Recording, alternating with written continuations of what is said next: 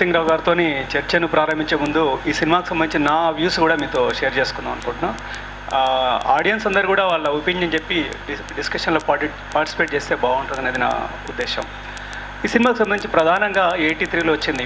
అంతకంటే ముందున్న సామాజిక ఆర్థిక రాజకీయ నేపథ్యం భారతదేశంలో తీసుకుంటే 77లో ఎమర్జెన్సీ ఎత్తేసిన తర్వాత పెద్ద ఎత్తున సివిల్ లిబర్టీస్ మూమెంట్, రియలిజం అంటే 50స్లో 40స్లో సోవియట్ యూనియన్లో వచ్చినప్పటికీ కూడా మన దేశంలో దాన్ని యాక్సెప్ట్ చేసి ఒక ఆర్ట్ ఫామ్ని యాక్సెప్ట్ చేసింది ఆఫ్టర్ 77 నుంచే అని చెప్పొచ్చు. ప్రధానంగా గద్దర్ అనే పర్సన్ కూడా ఒక కళారంగంలో ఒక ప్రబలమైన శక్తిగా ఎదిగింది కూడా ఆఫ్టర్ 77 ఎమర్జెన్సీ లిఫ్ట్ చేసిన తర్వాత. అది ఎలా వచ్చిందంటే 83 వరకు ఒక మ్యాస్ మూమెంట్గా చాలా ప్రధానంగా వచ్చింది. ఇందిరాగాంధీ 1980లో మళ్ళీ పవర్లోకి వచ్చింది. ఎమర్జెన్సీ ఎత్తేసిన తర్వాత జనతా ప్రభుత్వం వచ్చి జనతా ప్రభుత్వం పడిపోయి మళ్ళీ ఇందిరాగాంధీ పవర్లోకి వచ్చింది. ఇందిరాగాంధీ రాగానే జరిగిన పరిణామం ఏంటంటే వెంకట్రామన్ అనే అతన్ని ఆర్థిక మంత్రిగా తీసుకొని ఫస్ట్ టైం ఆర్థిక మంత్రి వెంకట్రామన్ ఐఎంఎఫ్ నుంచి లోన్ తీసుకున్నాడు. వరల్డ్ బ్యాంక్ ఐఎంఎఫ్ నుంచి. దాంతో ఏమైనా అంటే అనేక రంగాలలో ఆర్థిక సంస్కరణలకు ఆ రోజే బీజం పడింది. 81లో దాదాపు 32 సంవత్సరాల క్రితం అని చెప్పొచ్చు. దానివల్లనే అనేక ప్రభుత్వ రంగ సంస్థలలో రిట్రెంచ్మెంట్ కానీ ఈ సినిమాలో మనకు కనిపించే లీలగా సూచాయిగా కనపడే ఆ కార్మికుల పోరాటానికి బీజాలు పడింది వెంకట్రామన్ అంగీకరించిన షరతుల వల్లనే. అంటే దాని ప్రభావం ఉంటుంది. ఒక్కొక్క రకంగా రాజకీయ సంస్కరణలు ఆర్థిక సంస్కరణలు మన జీవితంలోకి వచ్చి కళారంగాన్ని ఎట్లా ప్రభావితం చేస్తానడానికి నేను బ్యాక్గ్రౌండర్ ఇస్తున్నాను, మీకు షేర్ చేసుకుంటున్నాను. సో అట్లా ఆ పరిస్థితులలో వచ్చి ఇంకొక వైపు ఏమైంది, కళ కోసం కాదు. ఇప్పుడు ఈ సినిమాలో మనకు ప్రధానంగా 2 పోలార్స్ లాగా కనపడతారు, ఉత్తర ధ్రువం దక్షిణ ధ్రువం లాగా. ఒకటి సాయి చంద్ గారి character artist for the sake of art. అది ఆల్బర్ట్ కాము కూడా ఒక దగ్గర ఆస్కార్ వైల్డ్ కూడా పిక్చర్ ఆఫ్ డోరియన్ గ్రే అనే నవల ముందు మాటలో అంటాడు, art for the sake of art, all art is useless అని ప్రిఫేస్లో రాస్తాడు. సో ఒకవైపు కళ కోసమే అని చెప్పి బలంగా నమ్మే స్వేచ్ఛావాదులు, కళకు మాత్రమే అంకితమైనటువంటి ఆర్టిస్టులు ఉన్నారు. మురళి అనే జర్నలిస్ట్ క్యారెక్టర్ దానికి పూర్తిగా భిన్నమైన క్యారెక్టర్. ఇప్పుడే మనం చూసాం, అతను ప్రతి దాంట్లో సామాజిక ప్రయోజనం ఉండాలి, కళ కోసమే నేను నమ్మను అంటాడు. ఈ రవి అనే క్యారెక్టర్ చిత్రంలో చాలా బాగా వరకు మబ్బులు గమ్మిన రవి స్వేచ్ఛగా ప్రకాశించాడు. ఓన్లీ ప్రకాశించే వ్యక్తి సూర్యం అనే క్యారెక్టర్ ఉంటాడు. రవి చాలాసేపు కన్ఫ్యూజన్ డైలమాలో కనిపిస్తాడు మనకి. ఇతని డైలమా ఏంటంటే ఇతను ఇంట్రోవర్టు, భావుకుడు, ఆటోబయోగ్రఫికల్ క్యారెక్టర్స్ కూడా ఉన్నాయని నరసింహరావు గారు చెప్పారు. ఒక కథను డెవలప్ చేసినప్పుడు ఆ ప్రాబ్లం అది ఉంటుంది. బట్ ఈ సినిమాకి సంబంధించినంత వరకు క్యారెక్టర్ అనాలిసిస్ చేస్తే రవికి ఎటు పోవాలో తెలియదు. ఇంట్రోవర్టు, భావుకుడు, తను అబ్స్ట్రాక్ట్ వరల్డ్లో ఉంటుంటాడు. తన ఊహా జగత్తులో ఇంటి ముందు ఒక స్త్రీని, ఒక నిస్సహాయరాలైన స్త్రీని ఒక ఇంటి యజమాని వచ్చి నెట్టేసినప్పటికీ కూడా జోక్యం చేసుకోడు, చూస్తూ ఉంటాడు. అతనికి ఎట్లా జోక్యం చేసుకోవాలో కూడా తెలియదు, నిస్సహాయంగా చూస్తూ ఉంటాడు. చాలామంది మనం అదే చేస్తాం, చాలా నాలెడ్జ్ ఉంటుంది, బుద్ధిజీవులం, కానీ ఎదురుగా ఒక అన్యాయం జరిగితే మనకెందుకు లేని వెళ్ళిపోతాం, ఎందుకంటే టైం వేస్ట్ అయిపోతుంది అనుకుంటాం. అటువంటి క్యారెక్టర్. అతను ఆర్ట్లో విహరించినంతగా వాస్తవ జీవితంతో అతనికి కనెక్ట్ లేదు, డిస్కనెక్టెడ్ ఆర్టిస్ట్.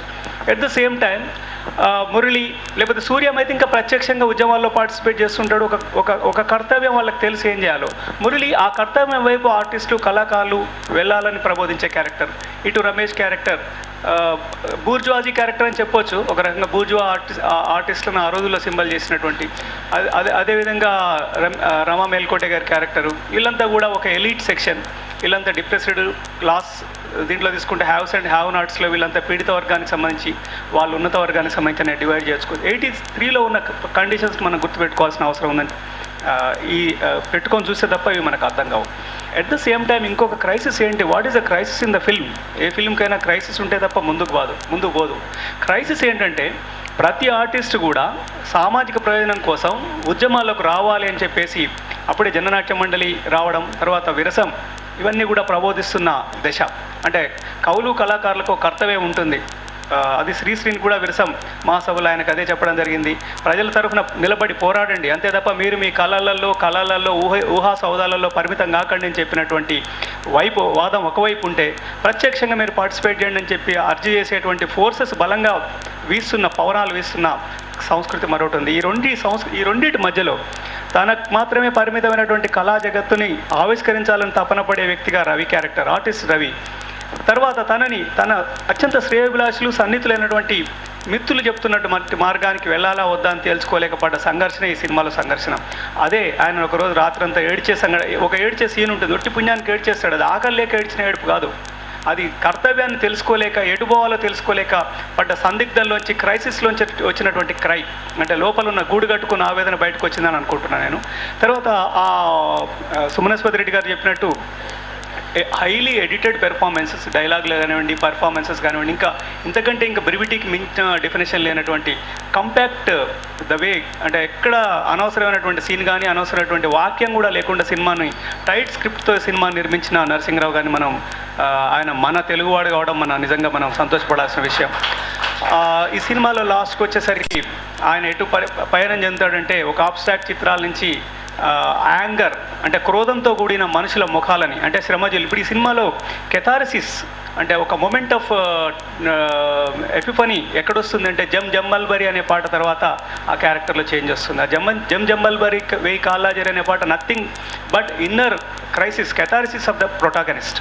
ఆ ప్రధాన కథానాయకుడి మనసులో పడ్డ సందిగ్ధమే ఆ పాట వస్తుంటే మనకు కొన్ని పిక్చర్స్ కూడా మనకు కనపడుతుంటాయి. అంటే అంతకంటే ముందు వేసిన తల్లి, ఒక మాతృమూర్తి, అటువంటి వేదనాభరితమైనటువంటివి, లేకపోతే ప్రకృతికి సంబంధించిన విజువల్స్ కనపడ్డ చిత్రాల నుంచి ఆ పాట వస్తున్నప్పుడు మనకు కనపడ్డ చిత్రాలన్నీ కూడా సమస్త వృత్తుల సకల చిహ్నాలకు సంబంధించినటువంటి జీవితమే పోరాటంగా బతుకుతున్నటువంటి అనేక మంది శ్రమజీవుల కష్టాలు కడగండ్ల చిత్రాల్లో కనపడుతుంది. That is the metamorphosis. ఆ క్యారెక్టర్ ఎట్లా మారిండని చెప్పడానికి. అయితే నరసింహరావు గారు తెలివిగా ఎక్కడ దాన్ని చెప్పలేదు, మనకు వాచ్యంగా ఎక్కడ చెప్పరు. ఈ సినిమాని మనం ఆ పాటను మనం జాగ్రత్తగా అబ్జర్వ్ చేయకపోతే మెసేజ్ మిస్ అయ్యే అవకాశం కూడా ఉంది. కాబట్టి ఆ పాటకున్న సిగ్నిఫికెన్స్ ఏంటంటే ఇట్స్ పార్ట్ ఆఫ్ నరేషన్లో ఇంక్లూడ్ చేసేసి ఆ పాట వస్తున్నప్పుడు వచ్చిన చిత్రాలు ఆర్టిస్ట్ నుంచి వచ్చిన చిత్రాలు అనమాట. సో ఎట్లా మారాడు ఒక కేవలం తను. ఇంకోటి కూడా మనం గమనించవచ్చు, రూప క్యారెక్టర్ ఉంటుంది. ఆ రోజుల్లో 80sలో, అంటే నేను 70s అని చెప్తాను ఎందుకంటే 70s నుంచి 82 వరకు పెద్ద మార్పులేం లేవు. ఎమర్జెన్సీ రాకముందు ఇంకా ప్రిమిటివ్గా ఉండేది. ఎమర్జెన్సీ తర్వాత కూడా ఉమెన్స్ లిబరేషన్ మూవ్మెంట్ స్ట్రాంగ్ వచ్చింది 90s తర్వాతనే. ప్రీ 90s ఇంకా ప్రీ 86, 87లో ఉమెన్ క్యారెక్టర్స్ ఎంత బలహీనంగా ఉందని చెప్పడానికి ఈ సినిమాలో రూప క్యారెక్టర్కి ఒక ఎసెన్స్ ఏమి ఉండదు. ఎంతసేపు నేను నీతో నడవగలనా, పాలు పంచుకోగలనా, నువ్వు ఏడిస్తే నేను ఓదారుస్తా అని చెప్పడం తప్ప ఆ క్యారెక్టర్ కూడా హీరో ఏం పెద్ద ఇంపార్టెన్స్ ఇవ్వడు. ఎప్పుడు తన గురించిన ప్రాబ్లం చెప్పడం తప్ప నువ్వేంటి, నువ్వు తిన్నావా, సరే మన గురించి ఏమనుకుంటున్నావు, ఏదో నేను ధైర్యం చెప్పి నేను ఉన్నాలే అని చెప్పేటువంటి ప్రయత్నాలు కూడా లేవు. అంటే దీన్ని మనం హిస్టారికల్ పీస్ కింద తీసుకోవాలి.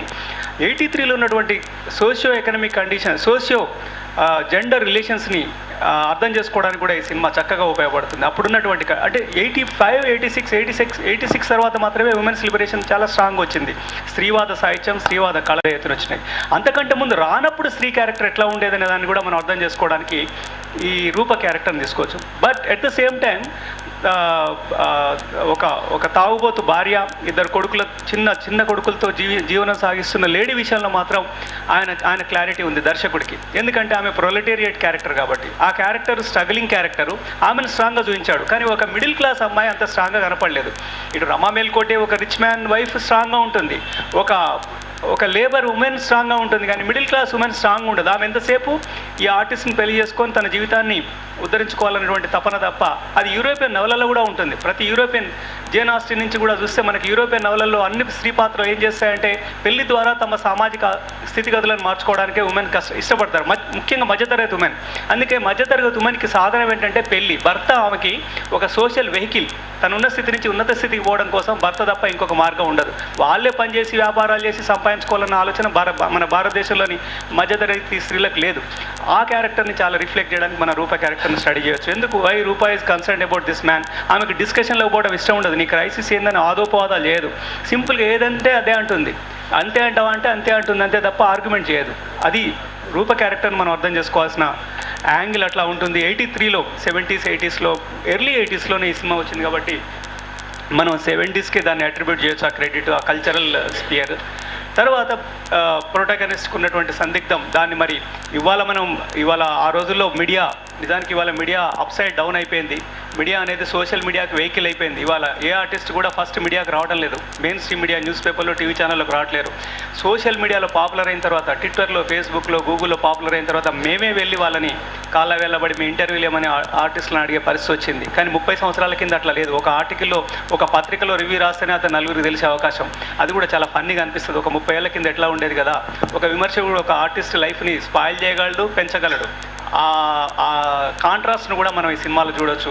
30 ఏళ్ళ తర్వాత చూస్తున్నాం. ఇది ఒక నిజానికి చాలామందికి ఒక అద్భుతమైన అవకాశం. 30 ఏళ్ళ తర్వాత ఒక సినిమా మన జీవితాలను అప్పుడు కదిలించి ఇవాళ కూడా ఆలోచింపజేస్తున్న సినిమాను 30 ఏళ్ళ తర్వాత రివ్యూ చేసుకోవడం అనేది నా దృష్టిలో ఒక luxury. It's a celebration of art and film. And సినిమాలో ప్రధానమైన పాత్రలు వహించిన నరసింహరావు గారు, సాయి చంద్ గారు మన మధ్యలో ఉండడం కూడా మనకు ఒక మరుపులాని మెమొరబుల్ ఎక్స్పీరియన్స్ అని చెప్తూ, ఈ సినిమా మీద మీరు ఏమన్నా అడగదలుచుకుంటే జస్ట్ మీ కామెంట్స్, అబ్జర్వేషన్స్ ఉంటే చేయాల్సిందిగా కోరుతూ వాటికి రెస్పాండ్ కావాల్సిందిగా కూడా నరసింహరావు గారిని, సాయి చంద్ గారిని నేను రిక్వెస్ట్ చేస్తున్నాను.